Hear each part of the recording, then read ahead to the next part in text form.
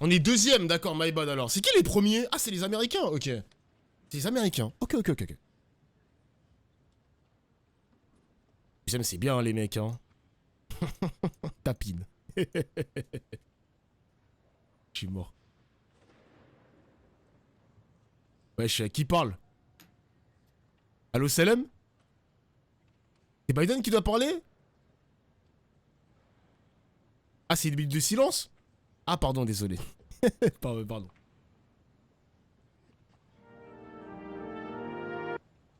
Wesh. Ça a bugué, là.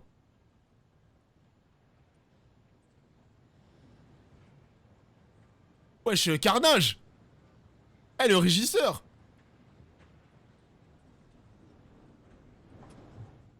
Y'a quoi, wesh? Merci, Platiste. Voilà, vous venez d'entendre le discours d'investiture de celui qui est désormais le 47e président des États-Unis, Donald Trump, alors que l'on attend également une nouvelle prestation d'une chanteuse de country, en l'espèce que vous voyez à l'écran, Carrie Underwood. L'âge d'or de l'Amérique commence aujourd'hui. Il y a un mec, alors on parlait d'âge d'or, il y a un mec qui l'avait dit, mais Doflas, pourquoi tu parlais de populisme, etc. Est-ce que c'est mauvais pour Mélenchon et tout? Les gars, le populisme, c'est juste du manichéisme, hein, c'est tout. Hein. C'est de dire que le peuple est bon et les élites sont des mauvais. Genre, littéralement, l'exemple d'une phrase populiste de base pour les gauchos comme moi, c'est de dénoncer les inégalités économiques en mode ah, les riches, ils ont tout l'argent et nous, on a que des petites miettes. Populisme à droite, ah, c'est la faute du migrant, identité nationale, sécurité, protection des Français, etc. Mais les gars, c'est juste ça, hein. Et c'est pour ça qu'en Allemagne, ça s'est beaucoup développé le populisme. Et c'est pour ça que maintenant, tu vois qu'il y a... C'est pas... On n'est pas anti-européen, mais on est anti-Union européenne où il y a des politiques qui veulent redéfinir, on va dire, les règles du jeu dans l'Union européenne. Exactement ça. Tout simplement, les mecs, tout simplement. Donc, est-ce que le populisme, c'est une mauvaise chose? Ça dépend sous quel prisme tu le vois, quoi. Ça dépend. Et une personne qui parle bien de ça, c'est Olivier Besancenot, d'ailleurs, anticapitaliste. Eh oui. Carrie Underwood.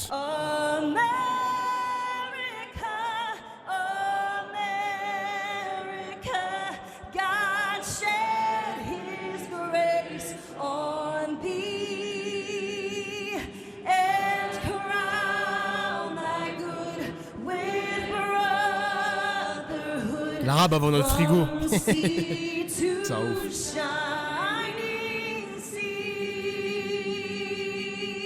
God damn America.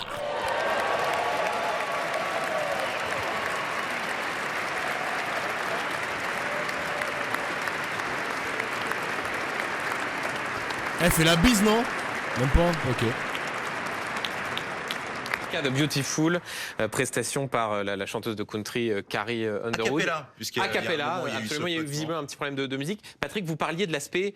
Stylé un peu la punchline. Moi, je la trouve stylée, la punchline. Vous me demandez c'est quoi mon avis sur le discours de Donald Trump. Je pense c'est un bon discours, même si, encore une fois, il va devoir faire ses preuves. Quand je dis bon discours, je parle de l'aura. Parce que c'est vrai qu'il y a eu pas mal de réécriture. Il y a un délire expansionnisme avec le canal du Panama. Non, le golfe du Mexique, pardon. La friction avec le Panama, avec le Mexique aussi. Parce que il y a un mec qui l'avait bien souligné sous le chat. C'est dangereux ce qui peut se passer entre les États-Unis et le Mexique. Pourquoi? Parce que si tu classes le cartel dans les organisations terroristes, ça veut dire qu'il peut y avoir une intervention militaire américaine au cœur du territoire mexicain, les mecs. Ça peut être super dangereux. On l'a vu à travers Daesh, etc., qu'il y a eu une coalition avec les États-Unis pour pénétrer dans le territoire où il y a Daesh. Si tu mets, par exemple, le cartel de Sinaloa dans les organisations terroristes, il peut y avoir une intervention militaire dans ces pays, les mecs. Et ça peut être très dangereux. Enlèverait sa main de la Bible de Lincoln. Il y aurait cette bascule vers ce nouveau monde. Oui, c'est The Gilded Age. Souvenez-vous, l'âge d'or de l'Amérique. Une référence de la fin du 19e, avec d'ailleurs... c'est pas parle d'un président, le président McKinley, qui était président de cette époque. Oui, sachant que chez nous, c'était la belle époque pour un certain nombre de personnes. The Gilded Age, l'âge d'or, c'était l'âge d'or notamment des Vanderbilt, des Rockefeller et d'immenses fortunes qui se sont faites et qui se sont construites. C'est ça aussi. Et effectivement, il a tiré... Ah mais c'est un représentant de l'EPAC, les mecs. C'est le plus gros lobby, je crois que c'est le plus gros lobby juif au monde. Un trait, mais avec une violence. C'est le lobby, les mecs, je crois. crois. Sur 4 ans de présidence Biden. Et il va sans doute enfoncer le clou à la Capital One Arena, puisqu'il y a déjà un bureau qui est prêt pour signer des décrets. Et les premiers décrets... Lobby israélien plutôt. Ok, pardon, vous allez pouvoir les détailler, mais aussi un certain nombre de décrets qui permettent d'effacer tout ce qui a été fait par la présidence Biden, avec un petit accent français. Par exemple, on vient d'apprendre que l'accord de Paris était terminé, les États-Unis s'en retirent. Vous avez raison d'insister, Patrick. Mais attends, mais Trump, sous son mandat, est parti des accords de Paris. Biden, il est président, il est revenu dans les accords de Paris. Trump, élu, ressort encore des accords de Paris. Oh putain de merde. Sur la spécificité de ce discours. D'habitude, Christine O'Crane, les discours d'investiture sont plutôt plus courts. On en reste à des déclarations d'intention. Là, ça se rapprochait, si j'ose dire, quasiment d'un discours de l'état de l'Union, tant il y avait une forme de précision sur les premières mesures que souhaite prendre Donald Trump et qu'il va prendre dans les minutes qui viennent, puisqu'il va signer ces fameux executive orders. Oui, des premières mesures qui avaient été déjà annoncées en quelque sorte. Oui. Depuis 2 jours. Moi, ce qui m'a frappé, c'est le ton. C'était presque une homélie à lui-même. Un ton pastoral, faussement calme. Et... Moi, en général, quand les Israéliens ils ouvrent la bouche, BFM TV, ils ferment leur gueule. Mais là, maintenant, il y a une exception aujourd'hui ou... Et on peut même pas écouter ce qu'il dit, wesh. De son œuvre à venir. On peut même pas écouter. Et en félicitant, bien sûr, le Trump du premier mandat. Il faut guetter, je crois, avec attention l'allocution que va prononcer l'imam. L'imam qui s'appelle Al-Husseini, je crois, il y a un imam qui va parler. vient de l'Ohio, de Dayton, Ohio, et on le dit, c'est un imam chiite que l'on dit, selon des sources assez précises, proche du Hezbollah. Et donc, on peut penser, vous vous souvenez, il y avait toute cette mobilisation des musulmans. Attendez les gars, les chiites, c'est quoi? C'est mauvais ou c'est bien? Je comprends pas, le chat, vous êtes excités là. C'est les gentils ou les méchants? Non, je rigole, y a pas de gentils méchants les gars, je rigole. Mais surtout, pourquoi a-t-il été choisi, lui? What? Et donc je crois que c'est quelque chose à poursuivre. Il va peut-être passer l'imam. Cette cérémonie continue au Capitole avec des prises de parole de responsables religieux. Non, pas encore. Cabello, sur l'idéologie qui a irrigué ce discours de Donald Trump. Ah, c'est l'Iran, d'accord, ok. C'est genre l'Iran, ok. C'était une façon évidemment de marquer la rupture avec le mandat de Joe Biden et tout y était. Ce que Donald Trump appelle la révolution de bon sens. Il n'y a que 2 genres possibles, un homme, une femme. La loi et l'ordre, le recours à la fracturation hydraulique, drill, c'est-à-dire le fait d'aller forer ce qui n'était pas autorisé aujourd'hui. Voilà, c'est une rupture idéologique absolue qui était celle promise dans la campagne de Donald Trump. Ouais, c'est très cohérent finalement, c'était exactement ce qu'il avait promis dans la campagne. Il le dit au début, c'est America First.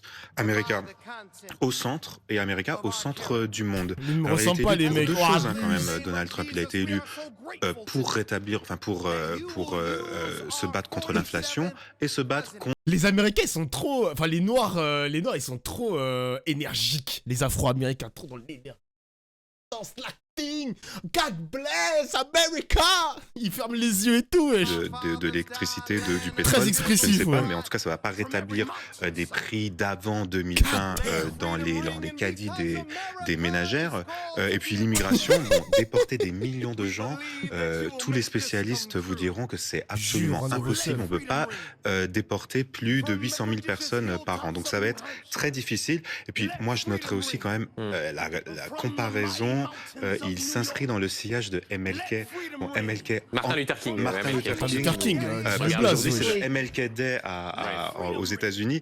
MLK, c'était quand même un anticapitaliste. Mais pourquoi il regarde le plafond? Il parle à qui là? Les homosexuels déjà dans les années 60. Homosexuels. En fait, merci Samuel pour le seul. un woke pour Donald Trump. Donc, il y avait vraiment une une confusion là assez intéressante. On continue à vous faire vivre cette cérémonie en direct, à décrypter les propos de Donald Trump, mais je voudrais qu'on aille retrouver notre envoyé spécial Thierry Arnaud, éditorialiste politique étrangère BFM TV. Thierry, vous êtes tout proche de la Maison-Blanche. Dites-nous ce qui vous a frappé dans ce discours d'investiture de Donald Trump, notamment des propos très vifs contre ce qu'il a qualifié, je cite, d'une élite corrompu et radical de ce point de vue. Il y a toujours eu des replays sur ma chaîne. Comment ça, il y a plus de replays ? De neuf sous le soleil, ça rappelle les propos qui étaient tenus pendant la campagne présidentielle. Oui, il y a deux choses qui sont assez marquantes de mon point de vue, Benjamin. La première, c'est le contraste entre les premières images de la matinée et ce que l'on a entendu dans la bouche de Donald Trump. Ce côté respectueux des traditions, la courtoisie entre les deux présidents qui partagent la même limousine, l'échange d'amabilité, les poignées de main, etc. Tu penses quoi de Trump d'Oflore ? Bon, j'aime pas du tout ce qu'il propose. Hein. Ben, on l'a écouté à travers son discours, les mecs. Trump, il nous fait un peu du Poutine dans son délire expansionniste. Hein. Donc bon, quand il parle d'élargir son territoire, on n'est pas dans Jujutsu Kaisen. Hein. C'est trop bizarre, mon gars. Mais c'est là où la gauche doit s'inspirer. Et quand je vous parlais de populisme, il faut que la gauche revoie sa stratégie où la gauche doit faire comprendre aux Français que l'ennemi, c'est le capital. La droite continue son travail de dire que l'ennemi, c'est l'étranger, l'ennemi, c'est l'immigré. Mais il faut que la gauche continue et doit multiplier ses discours de dire que le capital, c'est l'ennemi. Il faut combattre le capital et il faut qu'on récupère plus que les actionnaires, voilà, qui reçoivent des dividendes par milliard. Il faut que la stratégie de la gauche soit de plus en plus ancrée dans nos esprits, quoi. Et même pour les abstentionnistes, tu vois. Il arrive comme un conquérant. Il sait que cette ville, cette majorité, elle n'est pas extraordinairement pléthorique, la majorité. C'est qui l'ennemi ? C'est la finance. C'est qui l'ennemi ? C'est le capital. Est entièrement acquise et on a entendu l'enthousiasme avec lequel il a été reçu sous cette rotonde du Capitole. Donc il se sent puissant, il se sent soutenu, il sent qu'il est le maître de sa majorité politique, de l'establishment des affaires aussi. C'était aussi assez saisissant de voir autour de lui, vous l'avez vu, ce mélange de ses responsables politiques, de ceux qui vont entrer dans son gouvernement et de ses hommes d'affaires, en particulier les patrons. Donc là, est-ce que tu penses qu'il va faire tout ce qu'il dit ? Bon, les gars, vous connaissez, les politiques sont des menteurs. Hein. Après, il avait fait une promesse où il avait... Bon, la plupart des politiciens ne respectent pas 90% de leurs promesses, mais le 10%, par exemple, Donald Trump, littéralement, il avait respecté son mur. Il avait construit, il avait commencé la construction d'une frontière entre le Mexique et les États-Unis, le grand wall. Bah, les gars... il a tenu cette promesse, hein. Après, moi, je suis pas très doué dans les politiques américaines. Je sais pas s'il avait tenu ses promesses lors de son premier mandat. Je sais pas du tout, les mecs, donc je ne pourrais pas... je pourrais pas vous répondre à 100% par rapport à ça. Hein. En tout cas, nouvelle stratégie. Qu'est-ce qui va se passer ? Est-ce que les politiques français vont parler de la France et rien que de la France ? Ou est-ce qu'ils vont repenser une sorte d'Europe forte et souveraine ? On sait que l'Allemagne pèse énormément sur les enjeux économiques de l'Union européenne, la France aussi d'ailleurs. On voit aussi que la croissance est assez freinée. Je vais dire ça comme ça. Donc qu'est-ce qu'on veut ? Est-ce qu'on va continuer à parler de l'Europe, rien que de l'Europe, ou est-ce qu'on va commencer à faire une sorte d'isolement de la scène internationale, de la scène européenne ? Faut voir les mecs. Hein. Ça va se jouer déjà l'année prochaine avec les municipales. Vous savez que l'année prochaine, on va voter pour notre maire. On va voter pour un nouveau maire. Est-ce que la France aura une carte très bleue marine, ou est-ce que ça va être une France un peu centre, un peu de gauche, un peu LFI ? On verra tout ça, les mecs. On verra. Il est temps que la France place ses pions. Ouais, il est temps que la France place ses pions. Ça commence aussi par les alliances internationales pour la paix. On sait que au Moyen-Orient, on sait que l'Arabie Saoudite, on sait que le Qatar, on sait que même au niveau de l'Afrique, il y a des instances pour promouvoir la paix, etc. Il n'y a pas que les États-Unis non plus. Il faut voir un peu la France, comment la France va placer ses pions avec d'autres pays. Est-ce qu'ils vont chercher d'autres alliés que les États-Unis ? Ou est-ce qu'ils vont rester simplement dans l'Union européenne ? Parce que, voilà, l'Union européenne, ça reste quand même une place... Moi, je pense, les mecs, il ne faut pas sous-estimer la puissance de l'Union européenne dans le monde. Dans sa place dans le monde. Il ne faut pas sous-estimer. Moi, je pense qu'il ne faut pas sous-estimer. Attendons de voir, les mecs. Ne sous-estimez pas trop. C'est pas parce que Trump, il a fait un discours de baiser et que Musk, il fait de l'ingérence dans l'Union européenne que ça rend l'Union européenne très faible. Pas du tout, les mecs. Pas du tout. Attention quand même, attention. Oui, tout à fait. Et faut pas la sous-estimer, je pense. On n'a pas de solution de réchange. On verra. L'idée de ce type de tarif, c'est... L'Union européenne est en déclin, les mecs. Non, les gars, non, je pense qu'il faut pas avoir des discours alarmistes comme ça, les mecs, je pense pas. Mais nous produisons peu de choses là. Donc, je ne vois pas comment le consommateur américain pourrait se trouver bien après ça. Au fait, Mais là, maintenant, planter le drapeau américain sur Mars, putain, ils ont 5-7 ans pour le faire, là. Bonne chance à Musk. Hein. Mais là, maintenant, tu vois que Musk, il a boosté à mort la promotion de Trump jusqu'à son élection. Maintenant que Musk, il a réussi sa mission, les mecs, il peut s'attaquer à qui? Il peut s'attaquer à l'Europe. Il a commencé ses discours avec l'Allemagne. Il a commencé à faire des retweets. Il a fait un discours il a fait un podcast avec la présidente de la AfD, donc parti d'extrême droite allemand. Il a fait pas mal de discours aussi sur l'Angleterre. Donc là, Musk, il commence à placer ses pions dans l'Union européenne, les mecs. Hein. Et c'est un mec très dangereux, Elon Musk. Hein. Très, très, très dangereux. Hein.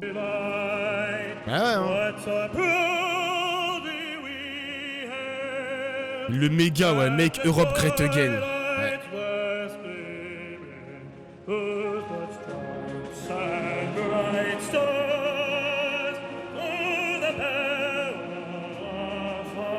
Il a ses intérêts, bah oui, idéologiques hein, et économiques.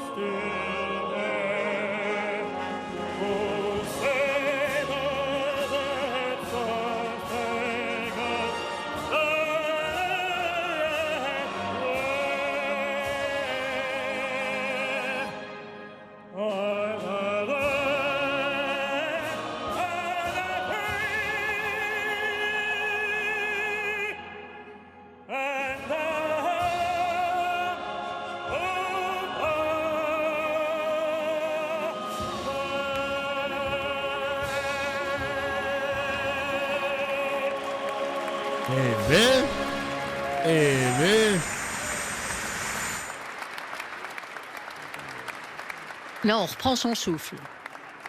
Il va reparler? Non, il va parler de trucs. Voilà pour l'hymne national, la bannière étoilée, interprétée par le ténor lyrique Christopher Macchio, alors que cette cérémonie au Capitole se poursuit. Christine Ockrent, il y a un instant, Hélène Kuntz et Pauline parlaient de ce qui a été dit sur le plan diplomatique. Donald Trump, là, tout de suite, a voulu capitaliser sur ce qu'il considère comme étant un de ses succès, c'est-à-dire la trêve conclue avec la libération des 3 premiers otages hier. Il faut rappeler que, de ce point de vue-là, il avait été très ambitieux en disant, avec moi, en 24 heures, les principaux conflits mondiaux seront réglés. Oui, s'agissant de ce cessez-le-feu, ça a été une opération conjointe, et ça, il faut applaudir. Parce que là, les deux administrations... Mais le PDG d'Apple, il n'était pas démocrate, lui? Il a retourné sa veste ou pas, les mecs? Peut-être que moi, Les deux envoyés spéciaux ont véritablement peut-être que j'ai raté des choses. Hein. C'est d'ailleurs le seul moment où Biden et Kamala Harris se sont levés pour applaudir ce cessez-le-feu. Il n'a pas dit un mot de l'Ukraine. Il a quand même, comme le disait Patrick Chaud, déclaré qu'il allait reprendre le canal de Panama, ce qui est quand même assez particulier. La présence du président du Salvador est intéressante parce que Nayib Bukele. Oui. Voilà, qui lui est véritablement, comment dire ça poliment, un dirigeant extrêmement musclé, voilà. Qui a évidemment toute l'admiration. C'est même un euphémisme. Oui. Voilà, pour dire les choses, il a mis en prison une partie de la population jeune pour lutter contre l'insécurité. Voilà, et à ça il dit, mais j'ai libéré d'autres millions qui avaient peur de sortir de chez eux. Mais on va sans doute voir une administration qui va s'orienter bien davantage vers le sud du continent américain qu'on ne l'a vu jusqu'à présent. Mais encore une fois, ce qui est frappant, et vous l'avez souligné Benjamin, c'est la présence de ces barons de la tech Elon Musk, bien sûr, mais pas que. Et c'est, je crois, ce qu'il y a de plus nouveau, c'est l'irruption véritablement à la fois d'une génération et d'entrepreneurs. Ouais, c'est vrai qu'il a divisé la criminalité par 40 au Salvador. 40, c'est le chiffre officiel ou pas? Pour vraiment casser en quelque sorte la politique, casser le système. Et je crois que de ce point de vue, on assiste à ce moment charnière où la démocratie américaine est en train de changer de nature. Oui. Vincent Joly, il faut raconter à nos téléspectateurs ce qui est en train de se passer, cette cérémonie qui est en train de se terminer. Ça ne veut pas dire que la journée est finie, très loin de là, puisque désormais, dans quelques minutes, Donald Trump, celui qui est donc désormais 47e président des États-Unis, va aller signer les premiers actes présidentiels. Déjà ? Il n'a même pas besoin pour cela d'aller à la Maison-Blanche, puisqu'un bureau lui a été installé au Capitole. Déjà? Oui, ah ouais, ça va vite. Des fans qui sont venus et qui n'ont pas pu rentrer et assister à ce moment historique. Il va en signer apparemment une centaine. Johnson,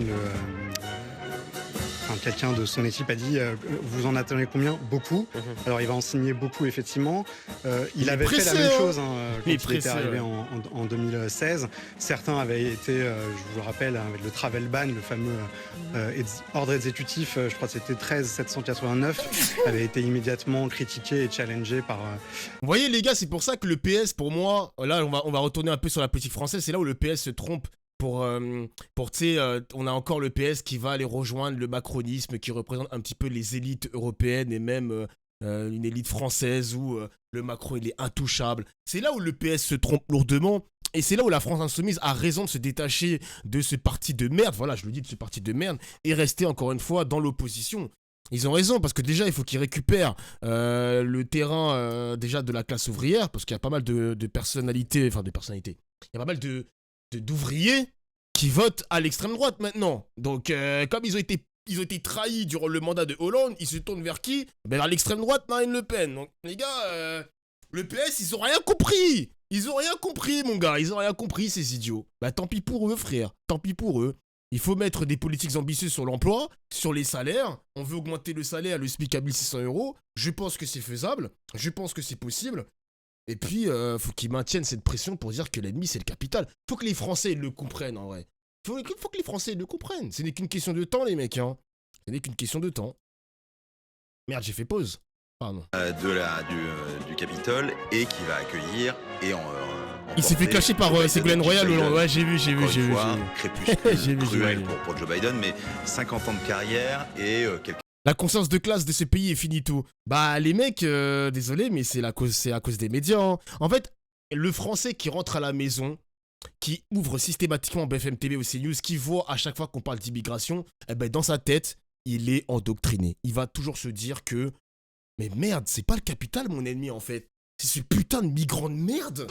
C'est ce migrant qui fait que j'ai un frigo vide. C'est l'Algérien au QTF qui me casse les couilles aussi. Mon frigo, il est vide à cause de lui. Mais je vais voter Marine Le Pen. Bah, les gars, ces mecs-là sont baignés aux médias.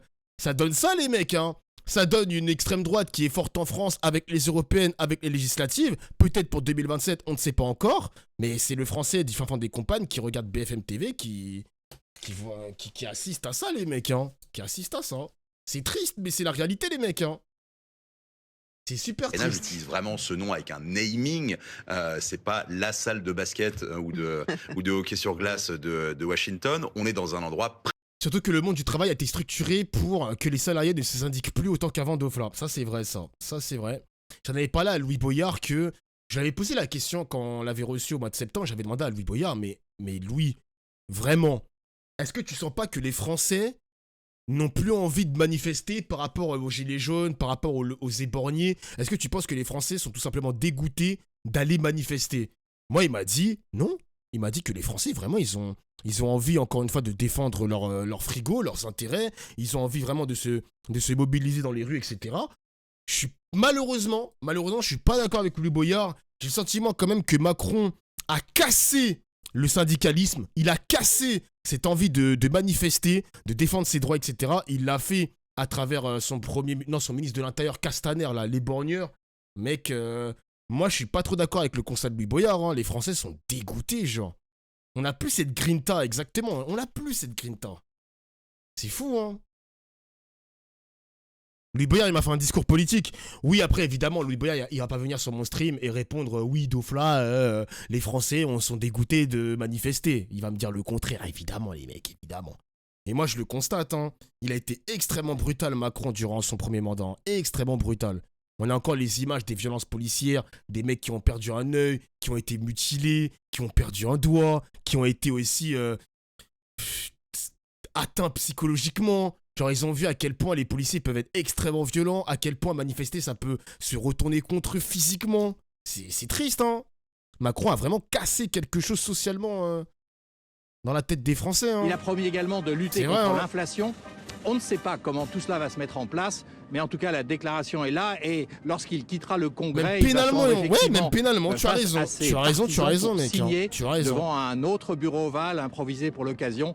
Et je suis presque sûr et certain que sur mon stream, parce que peut-être que vous êtes des mecs d'internet, pardon, vous êtes peut-être des mecs du net, mais peut-être aussi que vous êtes des mecs du terrain, vous allez manifester, et bizarrement, peut-être que depuis 2025, vous êtes en mode, 2024, pardon, vous êtes en mode, ah, je lève le pied, je vais rester un peu à la maison, je vais moins manifester, je vais moins faire de l'associatif, parce que je suis dégoûté. Ça peut s'entendre, les mecs, hein. Peut-être que vous êtes là sur mon stream, hein. Peut-être que vous avez la flemme de manifester et ça peut se comprendre. Biden, son épouse et tous les démocrates qui étaient à ses côtés. Mais c'est ainsi, la démocratie américaine est bien là. La passation est pacifique, c'est l'essentiel pour la plupart des Américains, même s'il y a évidemment ils vont dans le froid, une énorme énorme inquiétude chez les démocrates et tous ceux qui pourraient finalement payer le prix de l'élection de Washington.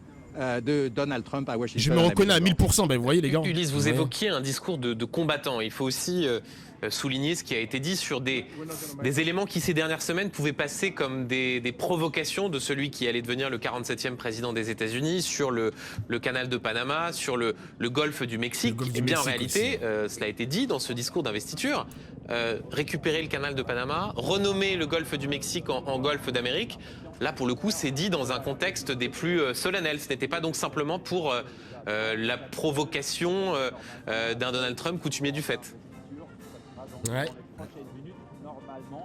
Souvenez-vous, Benjamin, vous m'aviez demandé est-ce qu'il faut prendre Donald Trump au sérieux. J'avais dit oui, et c'est vrai, lui, il est très déterminé. Il va renommer le golfe du Mexique le golfe du Canada, vous l'avez dit. Il veut récupérer, entre guillemets, le canal de Panama qui a été repris par les Chinois, alors que ce sont les Américains qui l'ont construit en 1914. Donc oui, effectivement, il y a des mesures extrêmement fortes. On pensait que c'était non pas de la provocation, mais des discours de campagne. En réalité, c'est le président élu et qui va maintenant arriver à la Maison-Blanche dans la journée et qui va effectivement mettre en œuvre ce programme extrêmement radical. J'étais donc devant le Capitole lorsqu'il a été intronisé, lorsqu'il a prêté serment. Il y a eu ces coups de canon, on a tous été surpris, on s'est demandé mais que se passe-t-il? Et en fait, c'était l'annonce effectivement de l'investiture de Donald Trump. Et les partisans de Trump qui étaient à côté de moi se sont réjouis et ont applaudi. Et je peux vous dire que son discours est très populaire parmi ses partisans. L'Amérique a changé radicalement de politique avec l'arrivée de Trump au pouvoir. Et évidemment, il y a aussi la question vis-à-vis des Européens. Il va taxer le Mexique d'abord, mais aussi l'Europe sans doute et peut-être la Chine, même si le vice-président chinois a été invité au Capitole. Donc effectivement, des mesures extrêmement radicales. Malgré le ton posé, encore une fois, ensemble, côte à côte. On imagine que dans les jours qui viennent, on va maintenant voir comment il met en place cette politique. Ce qui est important, c'est que par rapport à sa première élection, son équipe est prête. Tous les membres du cabinet ont été désignés, mais attention, il y a quand même une nouvelle épreuve pour eux, et toujours au Capitole, au Congrès dernier mois, eh bien, ce sont les fameuses auditions pour valider les nominations, et ça, c'est pas toujours évident. Il y a des républicains qui s'inquiètent de certaines personnalités, notamment le futur secrétaire d'État à la Défense, donc on va voir comment ça se passe, mais rappelons une chose très importante, Benjamin, Trump a les pleins pouvoirs au Congrès, à la Chambre, au Sénat, à la Maison-Blanche. Et évidemment, il a la majorité auprès des juges de la Cour suprême. C'est dire qu'il peut faire quasiment ce qu'il veut et qu'il n'y a pas de frein pour l'empêcher de faire des choses qui pourraient remettre en cause la stabilité de la démocratie américaine. C'est ouf, les gars. Ulysse Gosset en direct de Washington avec Jean-Baptiste